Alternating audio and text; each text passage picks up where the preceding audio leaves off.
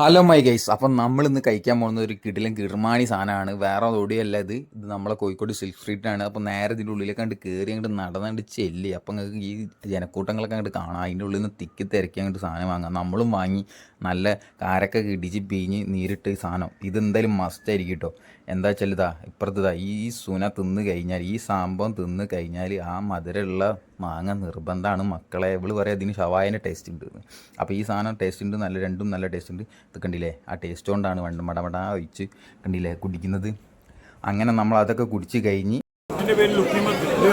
Special ഐറ്റമാണ്. അവർക്ക് ഒഴിച്ചുകൂടാൻ പറ്റാത്തൊരു സ്വീറ്റ്സാണ്.